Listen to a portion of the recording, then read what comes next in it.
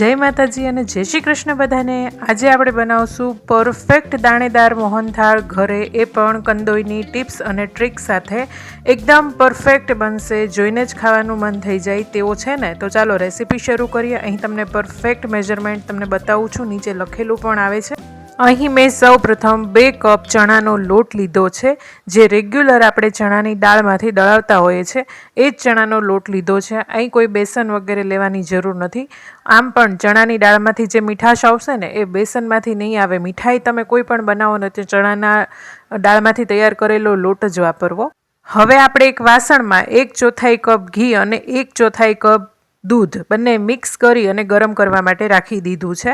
આ રીતે સરસ મિક્સ કરી અને ગરમ કરવું। ટોટલ અહીંયા આપણે મોહનથાળ બનાવવા માટે 2 કપ ચણાના લોટ સામે 1/4 કપ કે 1 કપ જેટલું ઘી આપણે જોશે।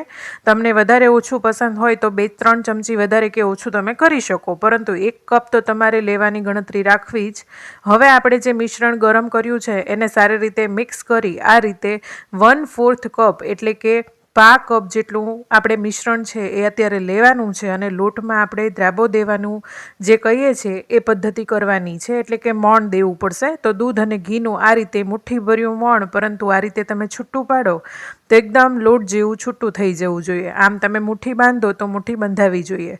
તો આ રીતે દબ્બી અને લોટને ઢાંકી આપણે જેટલો તમારી પાસે સમય હોય 15-20 મિનિટ કે અડધો કલાક ત્યાં સુધી આપણે રાખી દેવાનું। હવે આપણે એક પેનની અંદર 1/4 કપ જેટલું ઘી અહીં ઉમેર્યું છે। 1 કપમાંથી થોડું મેં વધાર્યું છે અને 1/4 કપ એટલે કે 1/2 કપ જેટલું મેં પહેલાં વાપર્યું હતું। એટલે અહીં આપણે જે બાકી રહેલા ઘીમાંથી થોડું ઘી બચાવી અને આ રીતે ગરમ થવા માટે રાખી દીધું। અને મોટું અને પહોળું વાસણ તમારે અહીં ખાસ લેવાનું, થોડું ઊંડું એવું હોય એવું, જેથી આપણે લોટ સરસ રીતે શેકી શકીએ। અને સરસ એવું ઘી ગરમ થઈ જાય પછી લોટ ઉમેરી અને આ રીતે ગેસની ફ્લેમ છે એકદમ ધીમી કરી દેવાની। આ રીતે નાની નાની ટિપ્સ તમે ધ્યાન રાખશો ને તો તમારો મોહનથાળ બિલકુલ બજારમાંથી લાવ્યા હોય ને એવો જ બનશે। અને આ મોહનથાળની ખાસિયત એ છે કે અહીં આપણે કોઈ પણ પ્રકારની ચાસણી નથી લેવાની, ખાંડનો ઉપયોગ નથી કરવાનો અને એકદમ સરળ રીતે મોહનથાળ બનાવીએ છીએ। તો હવે આ રીતે આપણે લોટને શેકતા જવાનું છે। તમે જોઈ શકો છો અત્યારે લોટ છે એકદમ હળદર જેવા પીળા રંગનો છે। અહીં આપણે કોઈ પણ કલરનો પણ ઉપયોગ નહીં કરીએ, કોઈ એસેન્સનો ઉપયોગ નહીં કરીએ અને ઘરની જ વસ્તુમાંથી આપણે બનાવશું। તો આ રીતે તમારે સરસ એવો શેકવાનો, ધીમા ગેસે ખાસ લોટને શેકજો। લગભગ બનતા 10થી 15 મિનિટ થશે, પરંતુ મોહનથાળ છે એકદમ પરફેક્ટ બજારમાંથી લાવ્યા હોય તેવો જ બનશે। લોટ શેકાય ત્યાં સુધીમાં આપણે એલચી અને જાયફળ તૈયાર કરી લઈએ। તો એલચી મેં અહીં 10થી 12 નંગ લીધા છે અને લગભગ 1/4 ચમચી જેટલો ભૂકો તૈયાર થશે। અને સાથે જાયફળને આપણે ઘસી લેશું આદુ ખમણીની અંદર। તો અડધું જાયફળ લીધું છે, આ રીતે અડધી 1/4 ચમચી થાય એટલું આપણે લેવાનું છે। અને અહીં બીજી બાજુ લોટ પણ આ રીતે શેકાવા લાગ્યો છે। તમે જોઈ શકો છો ઉપરની સ્ક્રીનમાં છે એકદમ હળદર જેવો હતો, હવે એકદમ બ્રાઉન કણી થઈ ગઈ છે। એ સમયે આપણે જે દૂધ બચાવીને રાખ્યું હતું, દૂધ અને ઘીનું મિશ્રણ, એ આપણે થોડું થોડું અહીં ઉમેરવાનું છે। એકસાથે ન ઉમેરી દેવું, કારણ કે આ રીતે ફૂલી અને આખું લોયું છે એ ભરાઈ જતું હોય છે।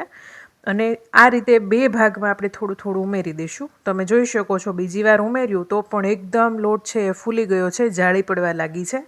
અને લોટ એકદમ સરસ શેકાય, બ્રાઉન કણી પડે પછી જ આ મિશ્રણ તમારે ઉમેરવાનું છે। આ મિશ્રણ ઉમેરવાથી તમારે દાણા છે, કણી છે એ વધારે પડશે અને એકદમ સરસ રહેશે। તમે ચાસણી કે ગોળ કે કંઈ પણ ઉમેરો તો પણ તમારી કણી આમનામ જ રહેશે, સાથે સ્વાદ પણ બહુ સરસ આવશે। હવે અહીં આ રીતે માવો 1 કપ ભરી મેં ઉમેર્યો છે। તમારી પાસે માવો ન હોય તો પણ તમે આ મોહનથાળ બનાવી શકશો। અહીં મેં ગેસની ફ્લેમ બંધ કરી દીધી છે અને હવે માવાને સરસ રીતે મિક્સ કરશું। તમે માવાની જગ્યાએ 1/2 કપ દૂધ અથવા 1 કપ મલાઈ પણ ઉમેરી શકો છો। 3 ઓપ્શન છે તમારી પાસે, માવો ન હોય તો મલાઈ કે દૂધ પણ તમે વાપરી શકો। અને કંઈ પણ ન ઉમેરો ને તો પણ સરસ બનશે। અને અહીં મેં 1/4 કપ ગોળ સાથે ઉમેરી દીધો છે। ગેસ ખાસ બંધ કરી દેવો પછી જ આ પ્રોસેસ કરવી, નહીંતર તમારો મોહનથાળ છે એમાં ઘી છૂટું નહીં પડે અને બટકા છે એ એકદમ બિસ્કિટ જેવા થઈ જશે। તો ગોળની આપણે ચાસણી નથી લેવાની। આ રીતે ગેસ બંધ કરી સુખડીમાં જે રીતે ઉમેરતા હોય છે ને એ રીતે આપણે ઉમેરી દઈશું। હવે આ સમયે આપણે મિશ્રણમાં હજી ગરમ જ છે ત્યાં સુધીમાં એલચી અને જાયફળનો પાવડર પણ ઉમેરી દઈશું। અહીં તમારે શિયાળો હોય અને કેસરનો ઉપયોગ કરવો હોય તો કેસરના તાંતણા પણ ઉમેરી શકો છો. તો આ રીતે સરસ એવા મિશ્રણ આપણું છે મોહનથાળનું એ બનીને તૈયાર છે.